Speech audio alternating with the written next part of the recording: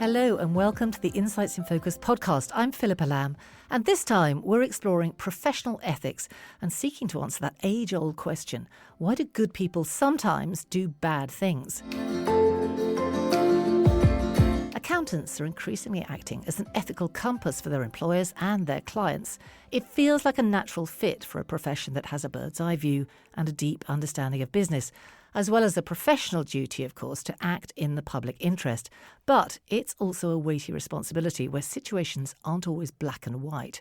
So how can accountants best inhabit this role and make sure they're acting ethically themselves, as well as helping their colleagues to do the same? I'm joined by two experts on professional ethics and tackling corporate misbehaviour. Laura Hough is ICAEW's own Director of Trust and Ethics, and Christopher Cowton is an Associate at the Institute of Business Ethics and Emeritus Professor at the University of Huddersfield. Welcome both. Thanks for coming in. Thank you very much. This is a big and sprawling subject. So today we're going to limit ourselves quite tightly to what we might call the diagnosis and treatment of poor ethical practice. So I'd like to start by discussing that slippery slope where good intentions can eventually lead to bad or even criminal behaviours. How do people find themselves on it, and what drives them to slide further down it? Chris, you're a distinguished scholar in this area. You've researched business ethics as an academic for many years. You've worked with the Institute of Business Ethics as Associate Director in shaping research and training. So thinking about where that slide begins, there's a useful phrase we can look at, isn't it? And that's ethical fading. What is that? Yeah, well, I think as you might guess, it means that the ethical aspects of a situation or decision just seem to disappear. It's that we don't notice them. And it's a bit like if we had a sort of a picture and it sort of got slightly out of focus and certain things loom large and somehow the ethics things disappear into the mist. And so often we don't notice that we're doing something wrong. What are the common drivers of that? We all start with good intentions. We all think we're good people, don't we? Well, we might come back to that. But yes, we do think we're good people. That's certainly the case. I think there's sort of three sort of types of factors that come into play here. Two of them are contextual. So if we're working in a particular organisation, there are certain structural or formal properties of the organisation which steer what we do. So, for example, there are procedures. Do they leave space for recognising there might be something ethical going on or an ethical issue at play? We have performance management systems. Do they reward ethical behaviour? Do they look down on unethical behaviour? So there's lots of little formal things that organisations have in place. But also, do they have on the formal side things that could help ethical behaviour? Is there a code of ethics that people are trained on?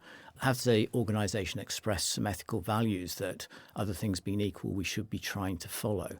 So that's the kind of the formal stuff. But there's also deeper stuff, isn't it? This culture, whatever's said, what really drives things around here.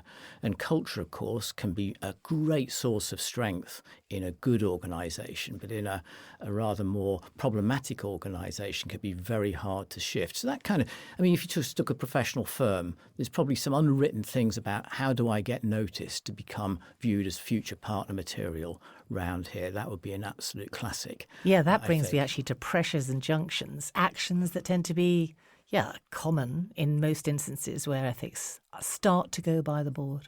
Yes, what are the unwritten rules around here? What really matters when the rubber hits the road? Is it doing the right thing or is it making your target? It does strike me that with digital workplace systems, it's quite hard for people to do these things alone, isn't it? Yes, and I think that's an important aspect of actually being ethical is working with other people and perhaps, for example, helping them to see when they're maybe not noticing the ethical aspect, when maybe it's faded from their view. And likewise, being open to people challenging you or just raising a hand and saying, hang on a minute, Chris, are you being ethical here? Is there an ethical issue which we haven't fully considered here? So I think other people are really important. And certainly in the digital age, if we're working at home a lot more, that certainly does raise some concerns. But there's another set of factors which I think we have to focus on, which is personal. It's not just the fault of the context, if I put it that way. It's not just the formal systems and the informal rules of culture. It's also our nature as human beings. And if you just think about your own career, some people are more ethical than others. Now, why is that? Well, maybe it's something to do with their psychological makeup, the way in which they've developed during their career. So we do vary, but we're all as human beings subject to certain psychological biases, which are often just the flip side of great strengths. So often we operate according to rules of thumb or heuristics, and those enable us to make decisions very fast in the moment. But of course, what that also means is if there is that little ethical issue just looming potentially into view, we don't notice it because we're so quick to use our usual rule of thumb. And there's many other such cognitive biases. I mean, I suppose this all does rest on a common understanding of what good ethics are, doesn't it, Laura? Absolutely does. And I think we can often presume that those around us share the same values and ethics as we do ourselves. And actually, that isn't always the case. They may have been from a different cultural background. They may have been used to different norms in their workplace than we are in our workplaces. So sometimes it's good to just sort of assess the ground rules of engagement in ethics. I wanted to ask you about that because you're a forensic accountant, you're a specialist in counter-fraud and anti-corruption, and I see your experience stretches from counter-fraud with Save the Children in West and Central Africa right through the British Council and donor assurance at BDO. I mean, these are very diverse environments, aren't they? I'm wondering whether you can tell us about the range of ethical issues you've encountered, examples of what you've seen. Yes, I think what strikes me sometimes is the similarity between those different, right? Between the different circumstances. Because at the end of the day, we are all human beings, and we have incentives that drive us. So the incentives and pressures on an individual in a workplace can drive them in a certain direction, depending on if they're focused on a profit target, possibly in a commercial setting, or they're trying to get the money out of the door in a donor-funded setting, and that's really their focus, rather than necessarily following quite all the rules and doing things in a 100% ethical way. Sort of the ends justify the means sometimes. I mean, your experience though, how do people commonly kind of get on the path? I mean, were the pressures largely common to all, as you said, or did they vary by, when I say territory, I mean both geographic and cultural? Oh, very interesting question. So I think in some overseas countries, there's very much a culture of following what you're told by your superiors. Under no circumstances would you question what you were asked to do. You would just do as you were told. And I think in that sort of scenario, we might take our UK speak-up policies, whistleblowing policies into another cultural context and expect it to work as it does here. But actually, it's far more complex than that, and people just don't like to challenge authority, so end up doing a little something wrong and then another thing wrong, and then all of a sudden they're very deeply into the collusive scheme that may be going on. So is that what ethical fading tends to look like in your experience? Is that sort of thing you've seen? I've seen that, and also in a UK context, people sort of borrowing money from the firm or borrowing money from the client asset fund because they're trying to save their own business. So they're not doing it out of kind of malice or deliberate theft. They're just trying to keep their own business afloat. That's the logic. So it's almost altruistic. You can tell yourself. I mean, I think that, when we talk about fraud, we talk about the fraud triangle, and it has a pressure angle or motivation, which is the driver. We have the opportunity, which is how you actually perpetrate that fraud. So in a commercial, in a sort of an organisational context, we talk about systems and controls, guarding against the opportunities. And then you have the rationalisation piece, which is very common to what Chris has been speaking about earlier. And that's really how people convince themselves they're not really doing anything wrong. I got overlooked for a promotion, I've worked lots of overtime and they don't pay me, all of these kind of little triggers that get bigger and bigger and the amount you're taking gets bigger. You must have looked hard at that, Chris. Yes, I mean, we fool ourselves very easily, don't we? And there's all sorts of ways we do that. I mean, sometimes we just don't notice things, but sometimes we're aware of things. It's not that it's disappeared from view. It's kind of we push it out of sight. So we rename things. So, for example, and this will be something Laura's familiar with, I'm sure, it's not a bribe, it's a facilitation payment or it's absolutely. a gift. So we change the language of what we're owed something, to come back to Laura's point. We're owed something by the firm and this is how we're going to take it. Or we're only doing this to solve this problem and it's a good thing to do. Or save someone else's job. Yes. Yeah.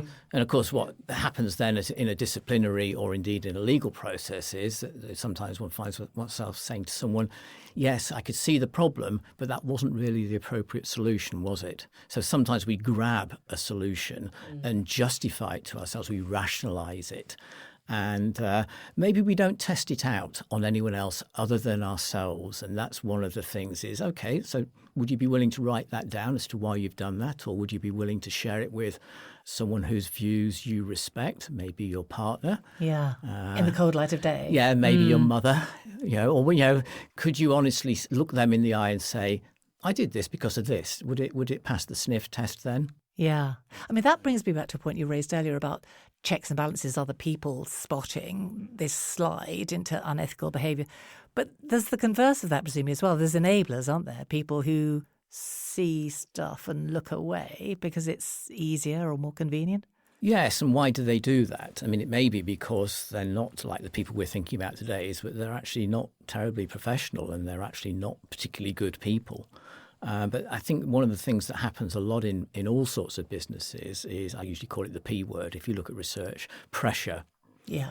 It doesn't necessarily excuse what we do, but we can understand why people do certain things. And sometimes that can be a pulling kind of pressure, which might look a bit like greed to some, which is this target's to be met so I can get a promotion or a bonus or whatever it is. Or just keep my job. Well, that's what I was just thinking. That's what I was going to say. This is the other side of it, where it's really cool, that's a tough position to be in. You've been put under intolerable pressure to keep your job, to meet that deadline. You've not been given the resource to do the job. And sometimes you might do that in an inappropriate way, or there might be some other aspect of the situation. So supposing you're on supposing you're on an audit and it's a really tight deadline, and there's something, you just notice something and you think, should I look under that stone, under that rock, see what's lurking there? No, Particularly I won't. if perhaps you're a more junior person. Well, if you're a junior person, of course, what you might well do is you take it to your immediate line manager. Okay. And you say, I'm a bit worried about this. And well, they might say, OK, you've got permission to look at this. On the other hand, quite often people just turn around and say, no, just ignore it. It's probably nothing.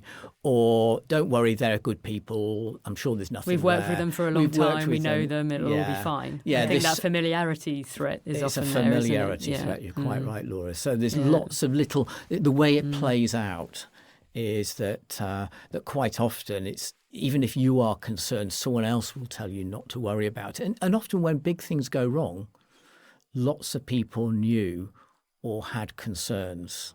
It doesn't come as news to them when the substance hits the fan. Okay. So do instances of this ramp up at times of economic pressure? Presumably they do.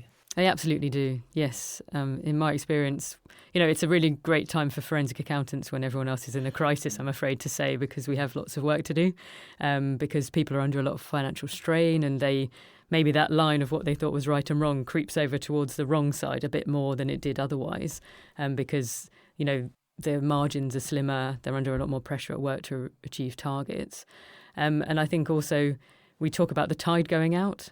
So once there's less money sloshing around the system, we find all of the frauds that have been there for a long time because they were hidden and they suddenly sort of come to the surface. Do you have examples of that? Putting me on the spot now. I can't think of one right now. Okay, if you can, I will. Come back to it because that's very interesting. So tough times, more happens, but it also becomes more transparent, more evident. Exactly right. Yes, and I think sometimes accountants in a business context, if they're the only accountant in that environment, they can be under a lot of pressure to sort of be the ones that answer all the ethical questions and be the ones that take those ethical decisions. And that isn't always really fair. When there's lots of directors of a business, it shouldn't really be all the pressure falling on the accountant. Would you say, Laura, that Maxwell was a tide going out? Yes, that's case? A very good example, actually. Robert Maxwell. Yes. Yeah. So things were going on for a long time, but actually those things couldn't continue to cover up, and suddenly the whole lot gets uncovered, or to change the metaphor, unravels. Mm. Yeah, and presumably when you see the tip of something, there's often a lot more hidden. Yes, absolutely right. So obviously, it's straitened times now. I appreciate in your current role you don't see this stuff playing out on the ground, but what do you hear? Well, I hear that people are taking advantage of expensive frauds on a personal level, so taking things out of the business that they perhaps shouldn't be doing.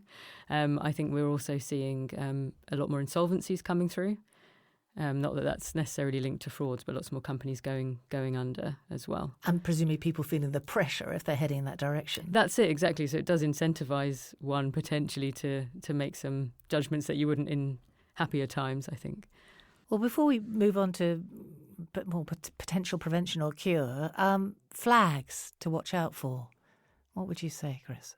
I suppose a classic one for big companies is actually the celebrity chief executive. I mean, the number of times that the celebrity chief executive has turned out to be doing nefarious acts, and in a sense, they can do no wrong. The charismatic leadership. The charismatic leader. I mean, Robert Maxwell, in a sense, was a case of that. But I always thought, since you can't make any sense of the accounts of the companies, why would you ever invest? But, Tyco was another classic of the all-conquering chief executive. And so that's often a sign. I think just dominant personalities generally, they might not be celebrities in the press because they're in a much smaller concern, but dominant personalities are often a sign that there might be something not good going on. And that might not be, it might be associated with bullying, as we might call it today, but quite often that's a bad sign when they keep so much power to themselves. And are hard to question. Yes, yes, and that they are lauded by their board, for example, rather than supported but also watched by their board. So I think looking at a board is also quite a good flag. Is, you know, do you have people on there who look like they've got the kinds of skills and those who are NEDs, the independence that you would expect them to have. But there's lots of other signs which are familiar to accountants, you know, with Terry Smith's famous work on creative accounting, you know, as a user of accounts, you know, there are certain red flags in accounts themselves, which themselves can be indicators of not good accounting practice, which themselves might reflect underlying poor business practice as well. I mean, presumably, Laura, you'd expect accountants to be familiar with those. But I'm wondering about the less visible perpetrators of bad ethical behaviour. I mean, obviously, the charismatic leadership thing, I completely accept that's far from uncommon. But further down, the people who are not in view, the people who are very much not in view, the ones who are more retiring, they never come to mind. There's quite a lot of fraud in those areas, isn't there? There is quite a lot of fraud, yeah. And I mean, you can see lots of red flags if you look closely at people's behaviours often. But as you say, head down, they may not stand out. And I often think the attitude towards following the policies and procedures is quite a good indicator of an organisation's wider sort of culture in terms of whether they just view it as, oh, well, I've got these rules I have to follow, so I'm going to follow them. But they don't really understand what's behind that. So in a sort of organisational sense, that can be an indicator that things aren't going quite as they ought to be. I think some interesting work going on currently in governance and the expectations certainly upon public interest entities for the board to understand the culture of their organisation. And that often comes down to the ethical culture. And so increasingly boards are requiring, it's only a first look, but information indicators, a dashboard of what might be going on in the organisation as a whole, but also particular parts. So, of course, you can include questions about ethical behaviour in your regular staff survey, which in many firms now is quite a sophisticated, well-established piece of work. That's not the only sort of question. In fact, ethics and compliance people tend to fight for a patch of that real estate, if I put it that way. Can we get 2 questions on, 3 questions on? But that's one way in which boards can be informed about the ethical atmosphere or temperature across the firm. But another classic is employee turnover. And turnover, you know, the inability of certain sections to ever hold on to any staff. Now, it might depend on the industry and the kind of jobs they have, but why is it that no one ever seems to stay in this department or in this office? And is that an indicator of the culture? Over the longer term, it often is. It's a classic one that ethics and compliance people would look at. And then they would match it up to other kind of messages they're getting, such as Laura was saying about, you know, attitudes to rules and procedures. You know, do you have to drag them to ethics training? Or they just do as they're supposed to do. I mean, this brings us very neatly to solutions, actually. So should we break that down a bit? I mean, Laura, in terms, starting at the beginning, in terms of professional requirements, what role should a chartered accountant be playing? Well, of course, we have our Code of Ethics, which all chartered accountants should read. And the fundamental principles are really what we should be acting by in our professional lives as chartered accountants. And in the code, there's also some other guidance to do with non-compliance with laws and regulations, which really outlines very clearly the accountant's responsibilities in relation to any non-compliance or law breaking that they see in their work, whether that's with a client, in their own firm. So that's really a helpful piece of guidance as well for accountants. And also, you know, depending on the seniority of the individual, they have a real strong role to play in growing the organisation growing the culture of the organisation in which they're working. This can feel like a muddy area, can't it? I mean, there can be tensions between an accountant acting in the interest of their employer or their client, as well as the public. Absolutely right. I mean, we've seen a lot of this. Yes, absolutely right. And that's what always breaks into the headlines, doesn't it? Yeah. You know, even though the accountants are not responsible for the business that goes under, but somehow we always get associated with that at the end of the day. And I think we're back to that pressure point again that we've discussed quite a lot today. You're in a difficult situation to act in the public interest sometimes, when the organisation you work for is pulling in a different direction. So, one good example is of pharmaceuticals. If you have a drug that's very much in demand, but very difficult to produce, and it's something that you're proprietary owners of, how much should you charge for that? Is it reasonable to do a price hike of 500%? Is that in the public interest? Not really, but the profit motive for your shareholders and your board pushing you in another direction. So I think you're often in that sort of push and pull situation as an accountant. And I want to dig more into culture in a minute, but Chris, before we do that, it's going to be specifically, how far can senior accountants in particular create ethical checks and balances across an organisation in terms of policies? Yes, and I think that's important because there's a concept which social psychologists have called organisational professional conflict, which basically is that you're in an organisation and your professional values, you're having difficulty implementing them because of the local values and pressures. And in some sense, you should almost expect that as a professional. A professional is subject to demands and requirements and expectations that don't apply to an ordinary manager who's not a member of a profession. So you'd expect a bit of tension. I sometimes talk about maybe occasionally accountants should be sort of like the grit that creates the ethical pearl in the shell of the organisation. And in the moment, that can be really, really hard to deal with. On the other hand, you can sometimes say, sorry, I'm not allowed to do that because of the ethics code. But even better is, what if you can just lay the ground a little bit in advance? So then, for example, if we look at part 2 of the code, which talks about, in a very short way, but basically encouraging ethics program. If your firm doesn't have a code of ethics, your business doesn't have a code of ethics, before there's a crisis, why not say, hey guys, lots of people have codes of ethics now. FTSE 100, it's now a good 90% of them, according to research I've been involved with. Perhaps we should have a code of ethics. And anyway, even if we're a smaller organisation, we might be supplying to a FTSE 100 or FTSE 350 company, which is going to do ethical due diligence on us. So they're going to want to see a code. So you can do, as a professional, you're armed.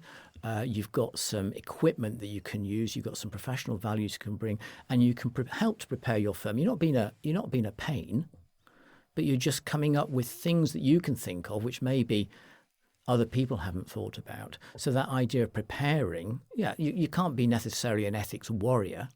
No one's expecting you to kind of sacrifice your career.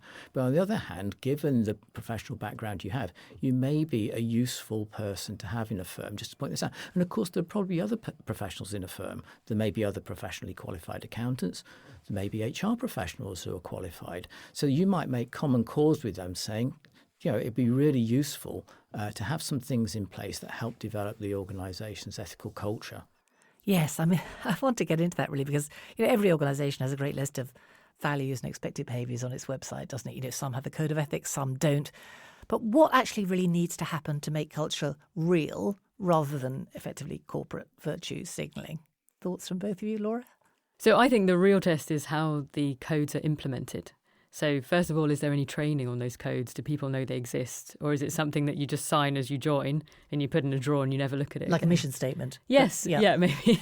And I think it's very important that senior leaders really live the values that are in that code of ethics. What does that mean? How do you do that? So they don't take advantage of loopholes in expenses policies, for example. They don't fly first class when everyone else flies business, standard class. So they really follow the codes of the organisation, whatever they are. If they're all allowed to fly first class, that's obviously fine. But I think that's one thing. So they model the behaviour? They model the behaviour and they go as far as they can to showcase the good side of the behaviour, I think. And they make sure that there's hotlines and whistleblowing policies in place for people to really speak up if they have anything that's concerning them. But ideally, you'd want to have a culture where people felt they could challenge at any point. So not having to go through the route of a whistleblowing allegation, but that they could just discuss with their manager or their line manager of their manager if they had something that was worrying them. So that sort of open culture. Are there organisations where that actually happens? I know it's an aspiration, but the idea of a junior person going round their line manager to question behaviour, I mean, have you seen that? You've seen that happen? I think it happens in some organisations, but there's got to be trust. So if you look at speaking up, as we often like to call it, rather than whistleblowing, which brings brings a whole load of baggage, then we do know that there are two things that really worry people about that, and one of them is retaliation. The other is that they just don't think anything will be done. But there are organisations that have managed to encourage that. But you've got to trust the line manager that you're going to.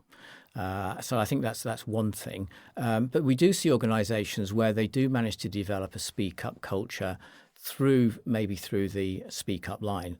And then you've got to be able to convince people that it's trustworthy, that they won't suffer as a result of doing it, and that something will be done. Now, those two aspects can be dealt with in different ways. One, of course, is that you can get a third-party provider to run the speak up line. So it's not to the office next door to the chief executive, who might say, as one of our leading banks chief executives said, who raised that concern, which is about the worst thing you could possibly do for your whole speak up culture in an organisation. But instead it goes to a third party, which you can send it on a form, email, on web-based, or you can phone up, and you can maybe do that anonymously as well. I mean, the difficulty there is sometimes there will be many occasions where, regardless of how you report it, it's going to be transparently obvious who, or certainly at least which team, or possibly which individual did raise it because of the nature of the thing you're raising. I think it's then incumbent on the person that receives that allegation inside the organisation to take steps to, find it out in another way, if you like. Right. Have a review that they've done so it completely camouflages the individual. Yes, that's an interesting thought. Because obviously retaliation, we talk about retaliation, that can take many forms, can't it? Yeah. I mean, it doesn't need to be overtly hostile, but it can be, you don't get that promotion next time. Absolutely. And sometimes it's perceived. I mean, that is a classic. I didn't get the promotion. Well, there might actually be very good maybe reasons. Maybe you didn't deserve the promotion. Well, didn't deserve.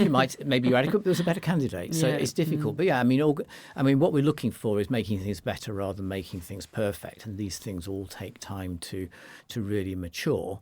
So I've seen some firms where, given the nature of the firm and the size of the firm, the number of speak up cases is much less than you'd expect. Well, is that because it's all done informally? They've got such a wonderful culture. They have to ask themselves that question. Then they say, actually, we don't think it is. We're not confident it is. It's because people don't know about the speak up system, or they don't trust the speak up system, or they misunderstand it. So some people think it's all about allegations, as if you went to a regulator or the press. But often it's about raising a concern. I'm just not sure about this. But you're right. Maybe they can be identified, and they might, or fear they might be identified, in which case they won't do it. On the other hand, some organisations have, as well as speak-up policies, anti-retaliation policies, and there are ways of running that as well. There's ways of checking in with people who have made reports. So 6 months later, just checking out how things going. You don't say, have you been retaliated against? Right? But another one that I came across recently with a large aerospace company had a very interesting system. They linked up with HR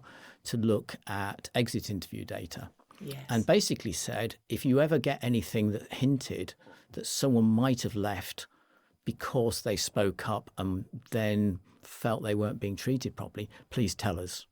So again, it's not perfection, but there are ways and means of trying to deal with these risks to the speak-up system. Yes, because putting speak-up systems in place, it's fine, isn't it? But if you don't monitor, really interrogate what's going on with that system, it almost feels like job done, doesn't it? And as you say, if not many people are using it, then fine. But where does that responsibility lie? Who, is this HR? Is this the senior management team?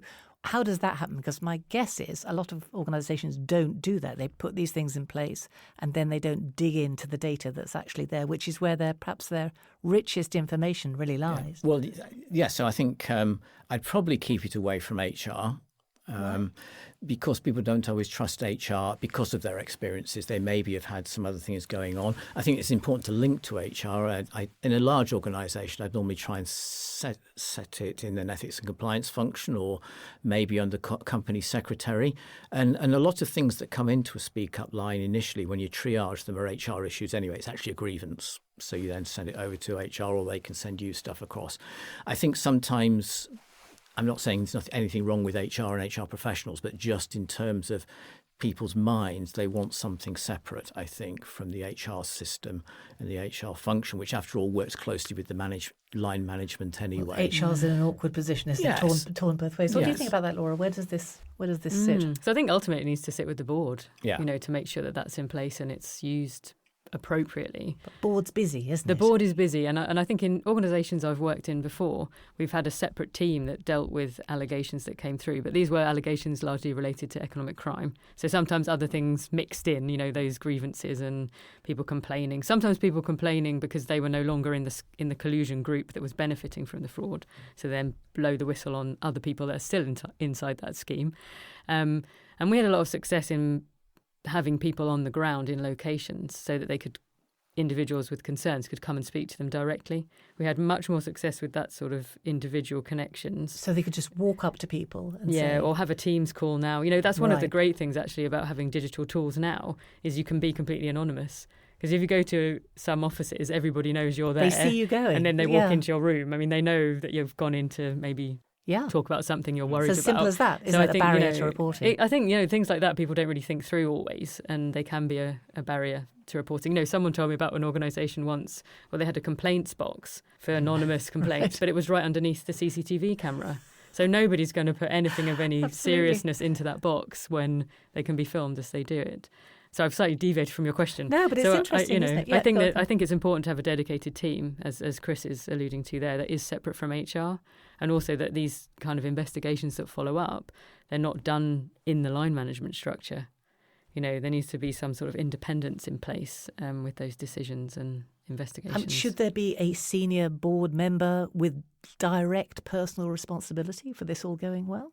I think it makes sense. I mean, it's interesting to look at board committees and where responsibilities for ethics lie. It might be the risk committee. It's often the audit committee. There may be a separate ethics committee. It may be mixed up with ESG and sustainability. This is the difficulty, isn't it? It's falling between a whole bunch of stools. Well, not if you lay your stool out. I think it means there are options. So as long as you know where it is in your firm. So I tend to be against a kind of just a simple, this is how firms should do it. Whatever they're saying, because different firms, it suits different firms, different industries, but the important thing is that you do it. So if you've got a committee where the terms of reference are exclusively around ethics and compliance, or contain that, then I think that that the chair of that committee is the obvious board member with responsibility. Barring that, it's the chair. I mean, sometimes in a smaller company, you can just have one of the directors who has responsibility, and it's not just a formal responsibility in terms of taking a view, but it's so then, for example, the head of ethics and compliance, or if that's part of someone's role, they can go to them. And just thinking about Laura's example of spotting the complainant, it reminded me of one firm that I came across where the head of ethics and compliance would have a meeting with the chair of the audit committee on a regular basis. And the chair of the audit committee very wisely said, because this was in the context of the audit committee meeting, we will spend 15 minutes chatting whether we've got anything to say or not. Very sensible. Yes. Yeah, very good. Because, very good idea. Because if it's suddenly 15 minutes when it's normally 2, you know something's up. So I thought that was very wise and very smart. So I think the board is important and say identifying a member. I think it's also handy to have, if you've got a senior executive team, who's responsible for ethics in some sense there. Is it the chief executive? Is it the director of HR? It could be any number of people, but who is it? And just coming back, thinking about those senior people, and something you asked earlier, Philippa, was about what they can do. Walking the talk. Clearly, Laura was saying that's really important. I also sometimes think it depends when the talk is done. So it's great to hear a chief executive talking about ethics or talking about non-retaliation for speaking up. We always encourage that to go at the beginning of a code of ethics. But I also say it's far more important when a chief executive talks about ethics when they're not talking about ethics primarily. So they're talking about the strategy, or they're talking about our targets. And ethics just gets woven in, which shows it's part of the way we do things around here on its own. That's a really interesting point. But talk about ethics when you're not talking about ethics.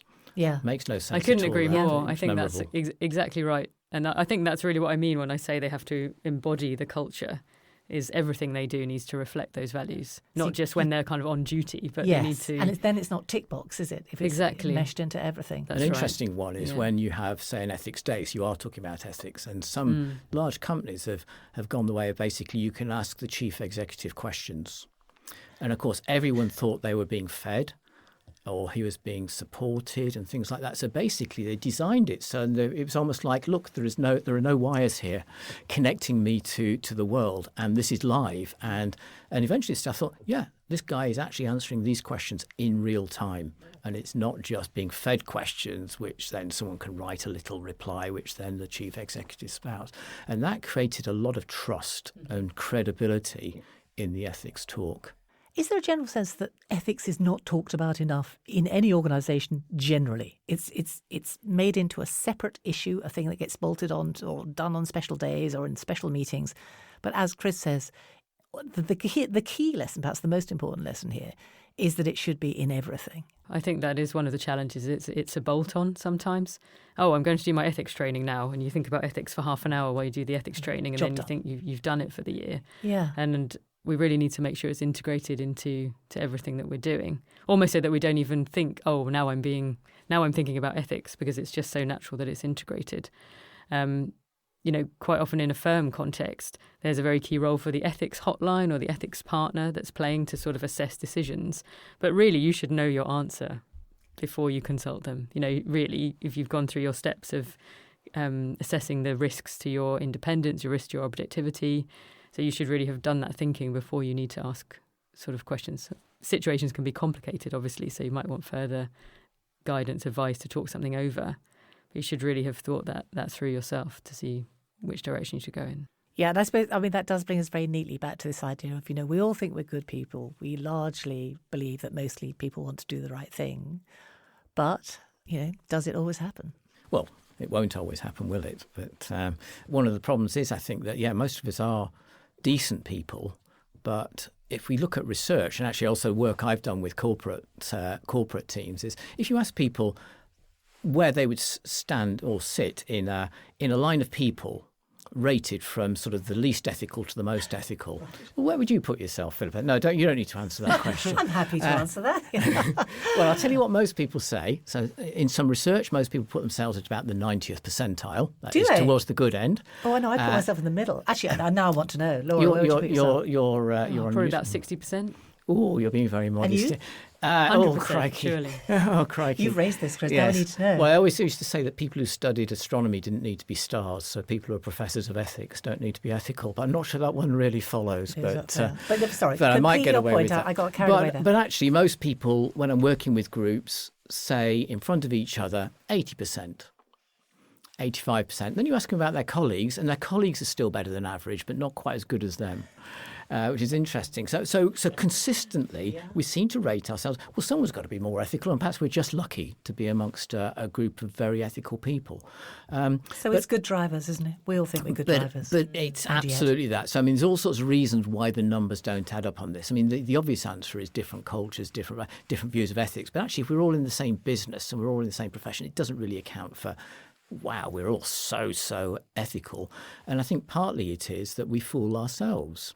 So if I observe behaviour by Laura that I think is unethical, I interpret the behaviour. Now, I don't understand what she was intending to do, but I might judge her. If I did the similar behaviour, I know what my intentions were, and I'd excuse it. Oh, that's not the real me. I was just in a rush. So we excuse ourselves. So our sense of self remains ethical, even though every day we're probably doing very unpleasant things. Okay, and so it begins. Yeah, but I always say with ethics, it's not about just being having nice feelings towards the world. It's a competence, particularly in a professional sense. And coming back to ethical fading, perhaps you think you're ethical because you never noticed the ethical issues that you missed and ignored. You just don't know where you've been trampling.